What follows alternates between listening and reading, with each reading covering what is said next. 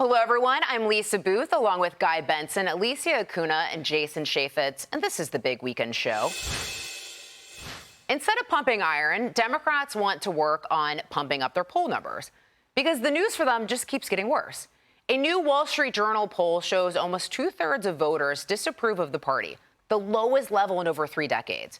And to make matters worse, voters prefer how Republicans handle most major issues affecting the country, including the economy, inflation, immigration, tariffs, foreign policy, and even Ukraine. I wonder, Guy, if they're trying to counter the Make America Healthy Again movement, or if they're just trying to identify with voters. I mean, it seems strange that they keep trying to do all these different tactics. What do you make of the whole pumping iron to try to get voters on their side? Maybe they're trying to be relatable. I think there was a while there where we were getting scolded from the left that exercise was right-coded. Do you even lift, bro? That's a very right-wing thing, apparently. So you've got some, Democrats saying, no, we lift weights, too. Fine. That's not going to necessarily help them on policy. You just ran through, we showed the numbers on the screen. Issue after issue, the Democrats have an advantage on vaccine policy and health care and just getting crushed on almost every other issue, including by double digits on immigration and the economy. Foreign policy, it's a strong advantage for the Republicans. That's the Wall Street Journal poll that has the Democrats at a 35-year low on favorability. That is a really tough place for them to be. Another poll that I find maybe more significant is Pew Research Center. They've been doing for many years this study of the overall electorate. Do you identify more as a Democrat or a Republican? When Barack Obama was elected in 2008, the Democrats had a 12-point lead on party identification. In 2020, when Joe Biden won the election, it was D+6. In 2024, for the first time in decades, Republicans took the lead, R+1. Now Trump is president. What are we seeing in 2025? A continuation of that red trend, still R+1. So it's an electorate that has a very dim view of the opposition party right now.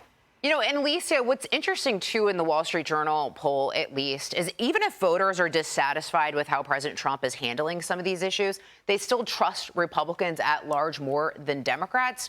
Why do you think that is? What do you make of that? Well, I just find that to be so interesting. And this poll, if you read it, it feels a little bit like it's all over the place because there are some things like immigration, for example, where there are some voters who are saying they're not exactly happy with the tactics that the Republican administration is taking. However, they still prefer Republicans over Democrats on this very same issue that they're still a little iffy. So you see that going on. It sounds like the Democrats have seemed to have gotten themselves into such a deep hole that even if people are looking at them in a positive way, it isn't really a net positive for them because they're so down in the negatives right now. And actually, to Guy's point, actually picking up, the Wall Street Journal also made a comparison when we talk about history, because Democrats are really counting on history, right? But if you compare the 2018 midterms to where we are now, it doesn't exactly work out because at this point in 2017, Democrats had the registered voter advantage by 6 points. Republicans, as you mentioned,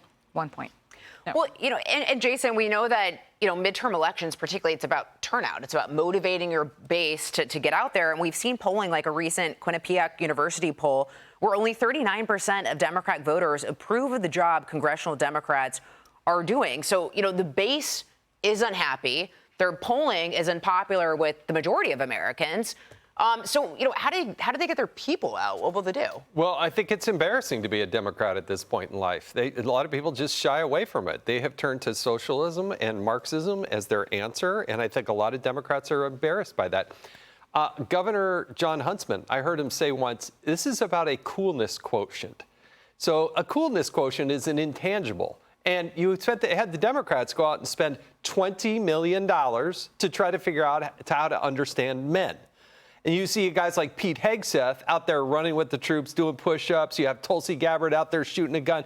There was a coolness quotient there. And suddenly what happened? All of a sudden, this surge of people joining the military, meeting their recruitment goals. Those types of things are organic. They're real. And I think the Democrats, they go out and spend $20 million and say, maybe we should pump some iron like, I don't know, Republicans have been doing for a long time. Well, it's like the Mean Girls movie, like stop trying to make fetch happen. It's like they're trying so desperately to like connect with Americans that it just ends up being these really weird and like the Choose Your Fighter video. Do you guys remember that? Oh, yeah. I mean, look at they tried the cussing. They tried the Choose Your Fighter video. They were like, should we go bro podcast? Let's try weightlifting. I mean, it's almost like they have this checklist like, no, that didn't work. No, that didn't work. No, that. And they just keep trying these things out. I'm really interested to see what happens next. Yeah, like they're just like, please stick to the wall. Please, like throwing it all out. Hey, Sean Hannity here. Hey, click here to subscribe to Fox News YouTube page and catch our hottest interviews and most compelling analysis. You will not get it anywhere else.